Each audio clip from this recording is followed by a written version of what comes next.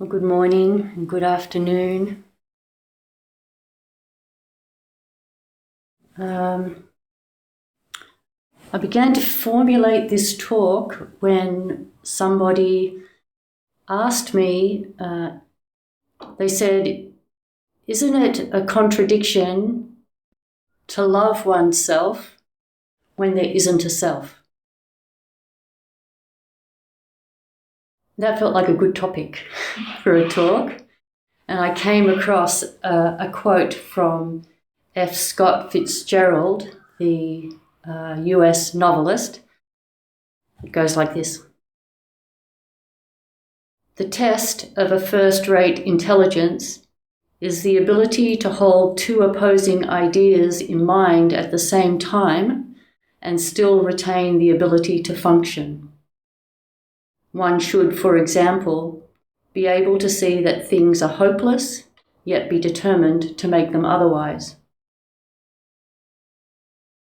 The first part of the quote particularly I like. The test of a first-rate intelligence is the ability to hold two opposing ideas in mind at the same time and still retain the ability to function. So it's possible to like ourselves while remembering that there is no self. In the Zen tradition, we have a lot of apparent contradictions like this. At the end of merging of difference and unity, which we chant on a Tuesday evening, it ends with, don't waste time. And we always chant it with a certain kind of strength when we get to that last line, don't waste time. Alluding, of course, to our mortality and that at any moment we might pass away and that we absolutely will at some point. And we have the teaching of no birth and no death in the Heart Sutra. Unborn, undying.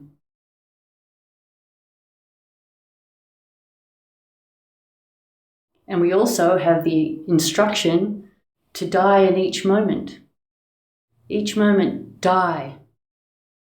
Burn completely burn up in every moment, and then fresh in every moment. These appear as contradictions. And another example would be here now. Often the teaching instruction is to be present. Just be present to the here and now. But Nagarjuna also teaches that there is no now. We can't locate it. There is no here. There is no now. So a lot of our practice is being able to tolerate and hold these teachings that appear contradictory to each other. I don't think they are contradictory. There's maybe a tendency for us to imagine that there is one solid truth. Just culturally, we have this sense that there are facts that are absolute final facts. But maybe that itself is just an idea. And that everything is actually in flux and we can't land on anything at all.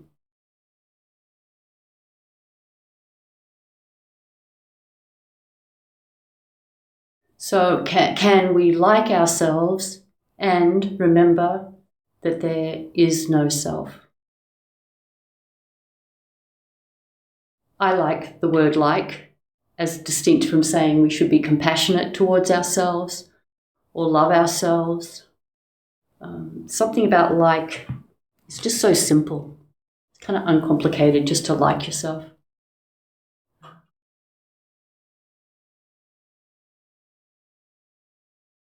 There's something sort of gentle, uncomplicated, to just like ourselves, no big deal, not really based on achieving anything, not really based on anybody else's opinion.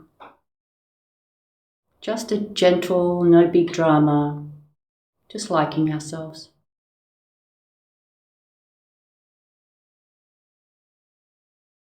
And my experience of actually cultivating a sense of just liking ourselves is that we start to forget about ourselves. As we like ourselves more, we don't think about ourselves so much. We're not caught up in trying to justify our existence. We're not caught up in imagining what other people are thinking of us. We're not trying to shore ourselves up out of an anxiety about ourselves. We just sort of like ourselves. Then we're freed up to just notice our surroundings, notice other people, notice what their needs are, trying to imagine what's happening for them, and hoping that we can relate to them in a way that will be beneficial.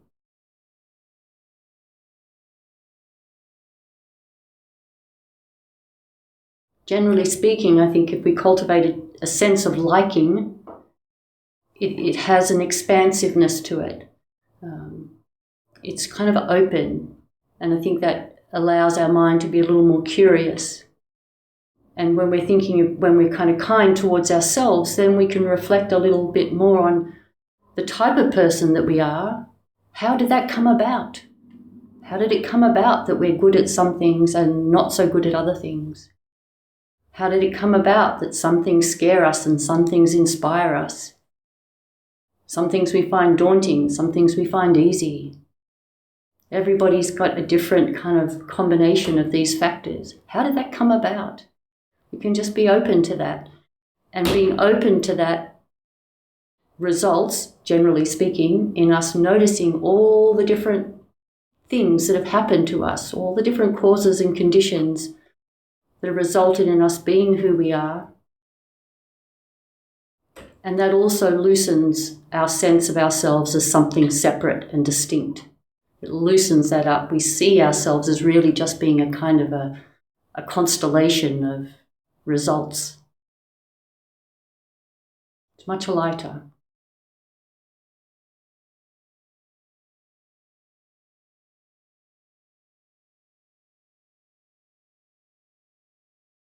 And as we continue that process of noticing that we are just a constellation of results based on all sorts of different events that have happened and different people, we can feel more a part of that wider community. And that too diminishes our sense of ourself as a separate, isolated, possibly even alienated individual.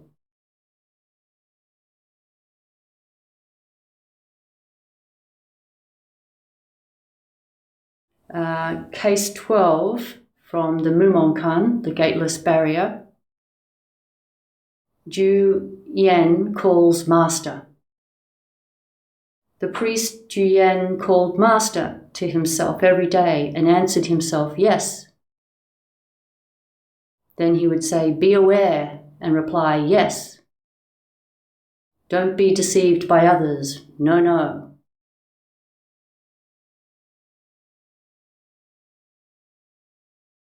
One thing I like about this koan is it makes kind of quite transparent that we have a dialogue that's going on in our minds all the time.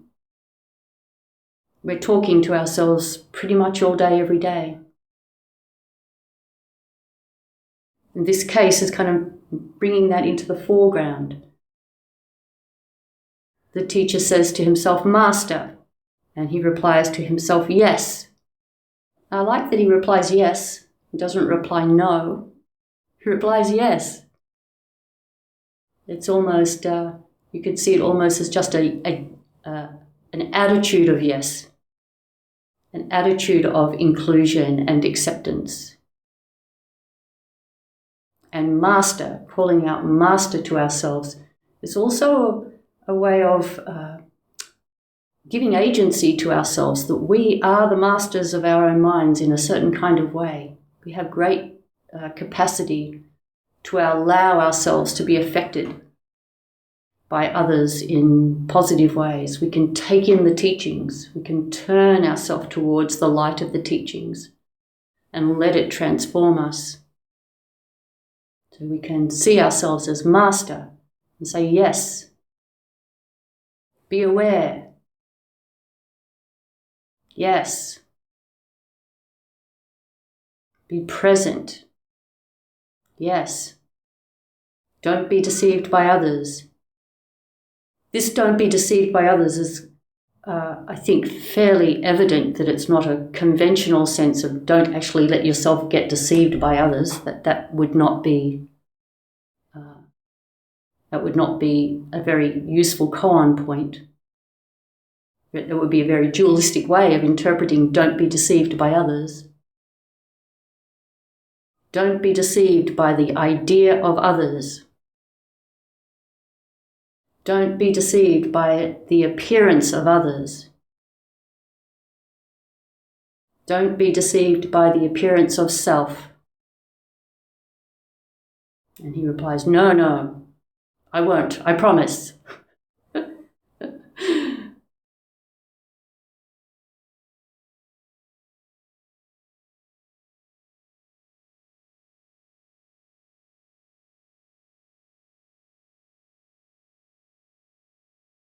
So this koan highlights this internal dialogue that we have. And one thing we can do is really take the time to notice what our internal dialogues are. And notice, are they kind? Are they gentle? Are they in accord with the Dharma?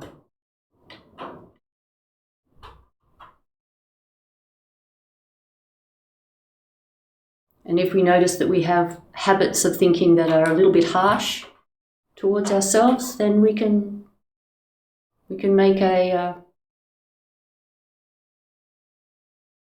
we can say to ourselves, I'm going to work with that. I'm going to see if I can do that less, be a little less harsh on myself.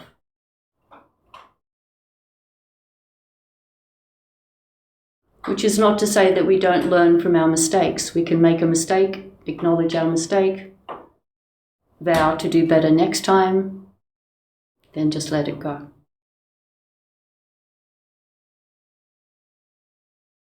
Just recently we had our first full moon precepts renewal ceremony here, and part of that ceremony is that we chant the Great Vows, the 10 Great Vows, and one of those vows is a disciple of Buddha does not praise self at the expense of others.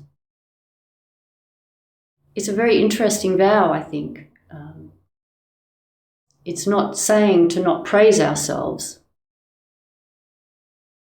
It's just saying don't praise ourselves at the expense of others. So it's also offering us an opportunity to say we should kind of praise ourselves a little bit, like in our own minds. Celebrate ourselves. We should celebrate ourselves. I think it would be good to enjoy and appreciate our good qualities and be somewhat humoured by our shortcomings.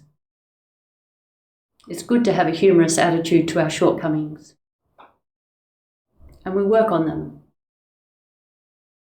See if we can do a little better.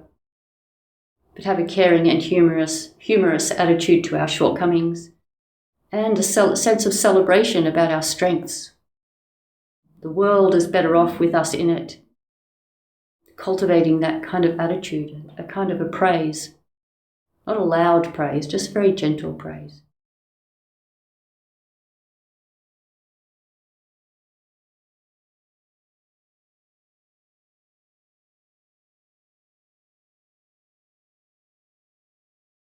Another case from the Mumonkan is case 10, Ching Shu, solitary and destitute.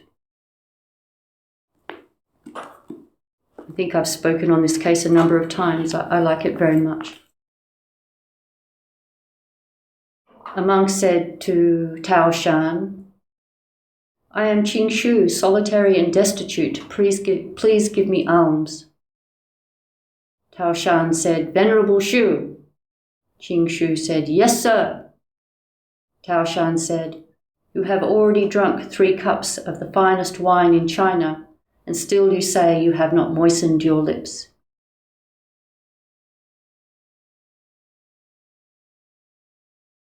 Venerable Shu, "Yes."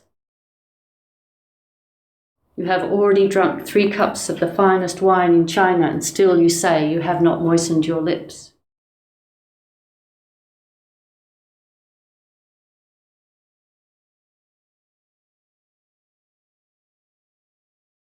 I don't know that anybody benefits from someone not liking themselves. But the world benefits enormously from people who like themselves and share themselves. The world benefits from people who like and share themselves. The obvious examples are artists, musicians, and so on. But really any person who genuinely likes and shares themselves is a benefit to the world. I remember when I first learned about the 3 bodies of Buddha, the Dharmakaya, the reality body, so the emptiness teachings, absolute, all-inclusive, the one bright pearl, Sambhogakaya, the bliss body, the energy body, and particularly when I learned about the Nirmanakaya, the appearance body, or what I like to think of as the unique body. These are the 3 bodies of Buddha. It includes the unique body, the physical body of Shakyamuni Buddha, the physical body of each of us, and the particular mind and personality of each of us is the Nirmanakaya, and it's to be loved and celebrated.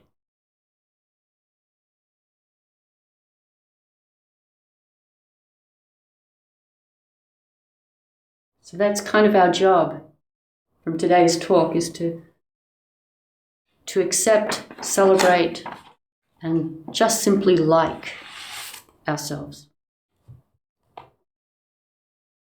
And in that, we actually start to dissolve ourselves.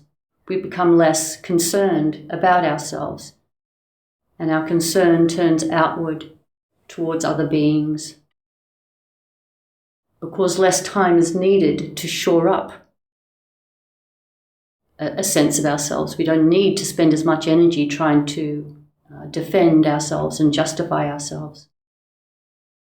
And if we are doing that, well, we just notice that too and not be harsh with ourselves if we do get a little bit defensive or insecure and start kind of going through a whole bunch of explanations to justify why we did or didn't do something.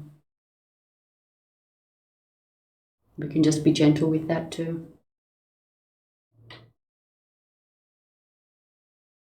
And I think it may be true that if we don't like ourselves, it strengthens our sense of ourself as a separate being, and it strengthens our sense of other.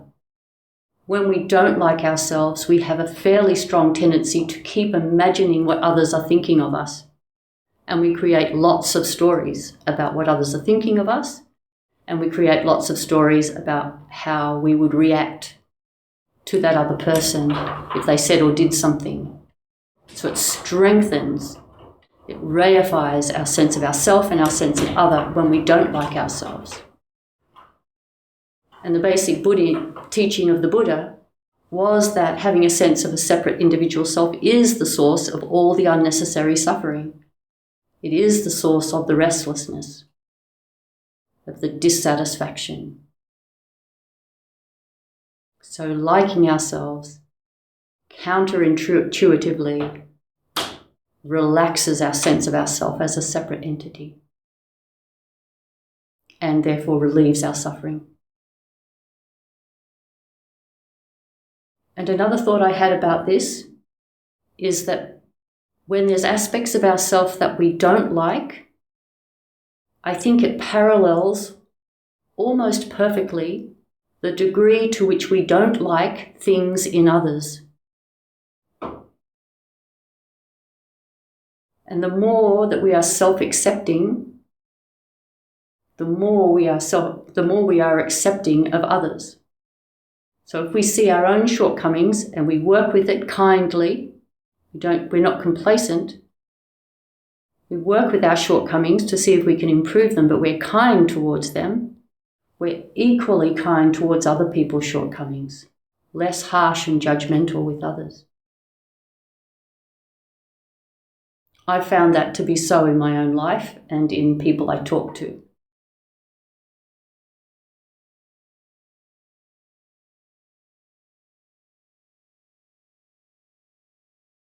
Ways to cultivate this obviously is Zazen. In Zazen we can just notice our attitudes towards ourselves. And just in our daily contemplation. And we can practice, even if it doesn't quite feel like we believe it yet, we can practice trying to be a little nicer to ourselves. Notice that nothing terrible happens if we are kind to ourselves.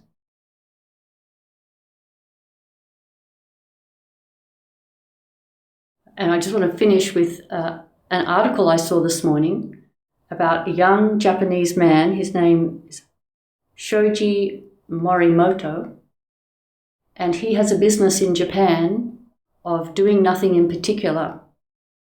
And people pay him to just be in their company but not do anything much.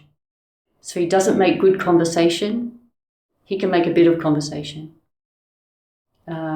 He won't do anything amazing like pretend to be your boyfriend or something, but he'll just sort of like go with you somewhere or sit at the table and have dinner with you and just be on his phone, texting or looking up something. He literally just does nothing in particular, and that's his service. There are other people who do a service of being something in particular for you, but his service is specifically to do nothing in particular with you. And he sees about 2 people a day. What I liked about him is he now has this large following on social media, but it doesn't seem to be affecting his attitude. He's a very ordinary looking guy, and he doesn't know anything about that, doesn't try to look anything better or different to what he is. And in this article he was saying we should just be okay to be really ordinary, and we shouldn't define ourselves by anything that we do or achieve. Just our mere existence is enough. I think that's so beautiful. Of course, this was just an article, so I don't know him at all, but it gave me a feeling that this is maybe someone who's quite comfortable in his own skin and likes himself without having to prove anything. It's not conditioned. It's just his mere existence is enough. And by being just totally ordinary with people, he says he's hoping to, help other people feel okay to just be fine. I thought that was really lovely. And that also doesn't mean that if you have a tendency towards industriousness, you don't go off and be industrious, We don't have to all do nothing in particular. Some of us like doing lots of things, and that's fine too. You can do lots of things, or do some things, or do nothing much in particular. So I'll finish there.